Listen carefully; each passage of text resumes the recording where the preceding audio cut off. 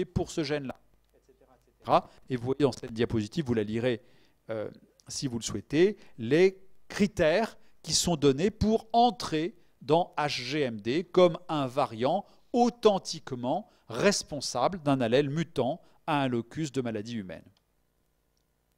Voilà ce que pourra être la réponse à la question canonique que je vous disais. Qu'est-ce qui permet de distinguer un polymorphisme d'un variant rare ou d'une mutation causant une maladie? Bien, les arguments moléculaires de nature et de situation, souvenez-vous, mutation troncante, mutation faux sens, des arguments génétiques, il ne faut pas les oublier, vous êtes dans un cours de génétique. Est-ce que la variation observée et que vous incriminez dans le phénotype d'un malade, parmi les autres que vous avez pu trouver, est héritée suivant le patron d'hérédité de la maladie?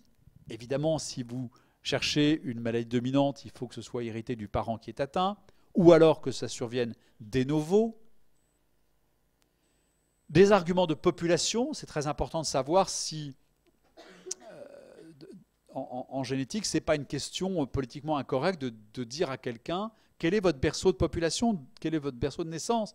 Parce que suivant l'origine de la personne, la population des allèles incriminés n'est pas toujours la même, elle est même plutôt différente. Les variants ne sont pas les mêmes, les polymorphismes ne sont pas les mêmes. Alors c'est une question qu'il faut savoir en clinique, poser avec un petit peu de tact. Si vous savez, un couple de gens dit « tu viens d'où toi ?» C'est pas très aimable et c'est parfois même très mal pris à juste titre. Mais donc vous trouverez les meilleurs mots pour essayer d'interroger les gens sur leurs origines géographiques. Voilà déjà un mot qui est moins frappant que origine ethnique, et de dire quel est le berceau de naissance de vos parents. Alors là, on a plus de tact en consultation génétique, mais la consultation génétique que vous aurez à faire parfois pose ces questions pour de très très bonnes, de très excellentes raisons, qui consistent à savoir où va-t-il falloir chercher, dans quelle base de données, dans quel groupe de population va-t-il falloir chercher un variant qui peut être parfaitement rare dans une population et beaucoup plus fréquent dans une autre, être un polymorphisme dans une population et être un variant rare dans une autre. Ou encore des mutations causales de maladies qui sont spécifiques d'un fond de population. On en aura un exemple demain avec la mucoviscidose. On en a vu un exemple flagrant aujourd'hui avec la drépanocytose. C'est même pas la peine de faire ce test chez quelqu'un qui a une anémie et qui est d'origine caucasienne. Ça n'a aucun sens. Ça n'a jamais été vu. D'accord ? Arguments populationnels, les arguments de génomique comparée, c'est là où tout ce que je vous ai dit sur la conservation de l'ADN entre espèces à partir d'un ancêtre commun prend sa valeur en médecine.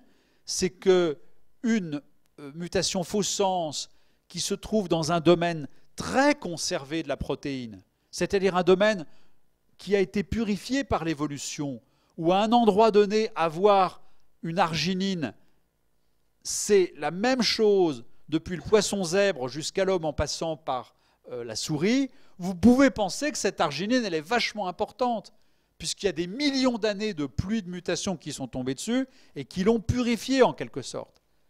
Ça veut dire, suivant la théorie intégrée Darwin plus génétique, ça veut dire que si cette arginine a perduré, c'est que quand ce n'était pas une arginine, cet allèle est mort.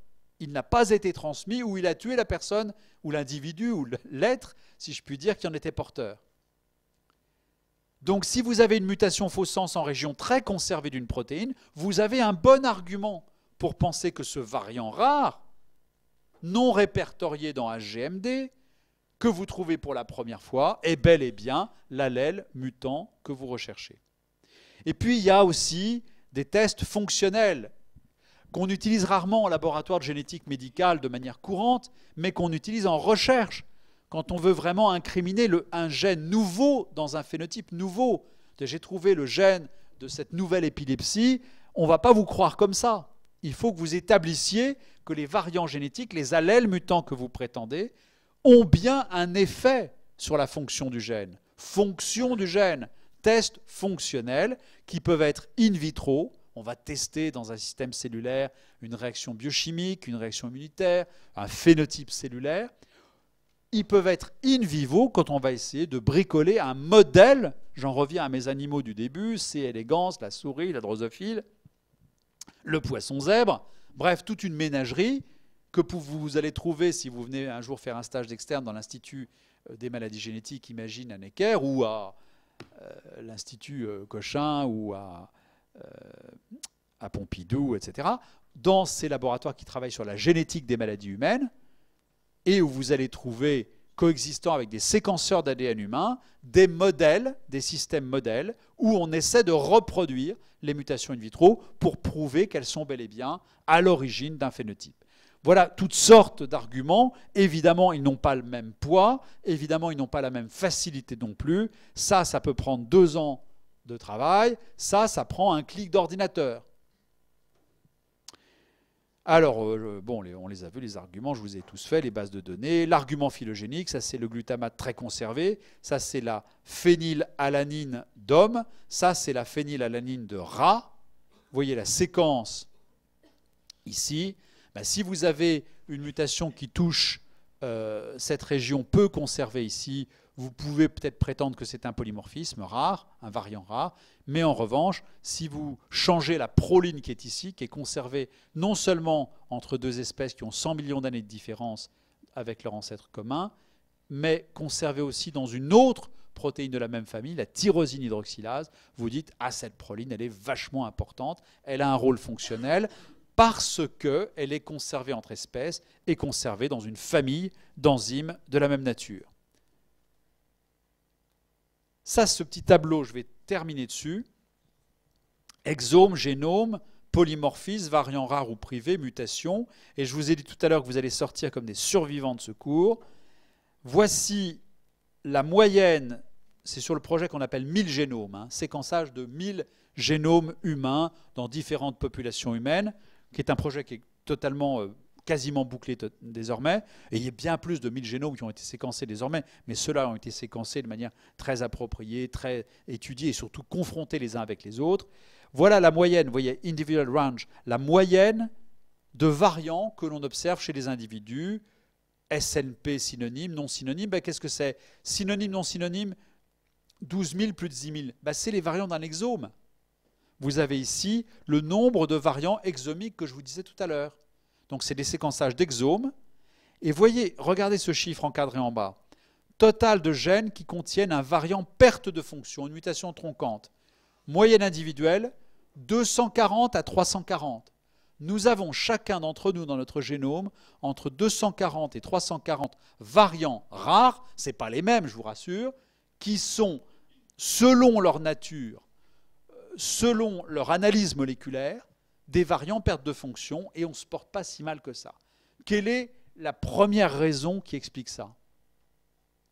Qu'on ait tous, on va dire, 300 variants perte de fonction, donc on a 300 gènes qui sont porteurs, sur 20 000, c'est pas mal quand même, qui sont porteurs d'une variation génétique qui devrait laisser penser que ce gène ne fonctionne pas.